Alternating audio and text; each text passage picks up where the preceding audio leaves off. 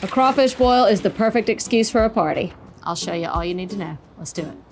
I have ordered a sack full. They usually come by the sack, and each sack is around 30 pounds. At least that's what we can get here. If you're in Louisiana, you can probably get them however you want. In order to get them clean and keep them alive until we're ready to cook them, we're gonna dump them into a cooler, and then you wanna run some water over them. You'll dump the water after the first few rounds, and then just leave your hose running in the cooler and let it drain over. That way it just keeps filtering through all the crawfish. I want you to understand why it's important to wash your crawfish. That's what you're working with. So be sure never to go straight from the bag to the pot, or you are dirtying up all that liquid gold. While our crawfish are getting cozy, time to get the water ready. If you're gonna do this more than once a year, it's worth the investment. These are not that expensive, and you can also do your fried turkeys in here. You can do your shrimp boils, your crab boils. What's good about these pots is that they come with a big basket to drain all the liquid. That way you can dump it onto your table when you're ready to serve. These baskets have these little grooves on them, and that lets you pull it out of the liquid and set it on the ledge and let it all drain off before you dump it. And of course, it comes with a lid, because when you're cooking crawfish, the most important part is the soak at the very end, but we'll get to that. We've got our pot ready, now let's fill her up. Once our water's in, about half to 2/3 of the way up, I'm gonna go ahead and lower the basket in and light it up. This has the electric ignition, so all I have to do is push the button while I turn on the regulator of the propane.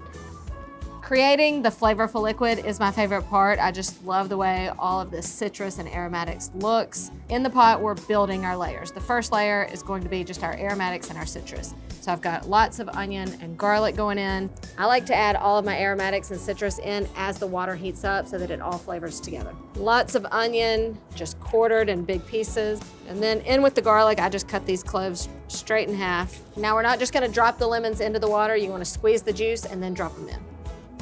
This is a lot of water, so you gotta flavor it big time. I'm using, 6 or 7 lemons, 4 big oranges, 3 huge onions, several heads of garlic. All of this flavor and acidity and brightness takes away any potential scariness that you might have seen in the cooler. Oh no. Listen, it is what it is. The whole crawfish experience is a little messy. And then in with the bay leaves. I'm going in with lots of kosher salt. Here's the deal, everything that goes into this pot is not gonna be there forever. It's there for a short amount of time, so you need the flavors to be super strong because they don't have that much time to absorb into the food. And then our crab boil packets, these will come out, but this has so many spices that are so aromatic, and no one wants to chomp on a mustard seed, so it's good that they come in these strainable bags. Now we stir it up.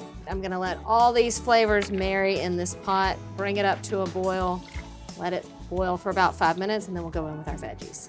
All right, our water has come to a boil. Now it's time for the good stuff. I'm gonna take out some of that citrus and stuff just to make room for the rest of our goodies. They have served their purpose, time to move on. Before I add anything else into the water, gotta go in with my Cajun seafood boil. I love how people have customized and taught me over the years. Throw some artichokes in there. They get nice and tender. I'm just gonna cut the artichokes right in half. All right, you gotta have everything ready because now it's just about layering it all in the pot. I'm going in first with my artichokes and my potatoes. I'm gonna give those about a 5 to 10 minute head start before I add in my corn, my Brussels sprouts, my mushrooms, and also the sausage. I'll let that go for just a couple minutes and then I'll add in the crawfish. I only let my crawfish cook for about 3 to 4 minutes.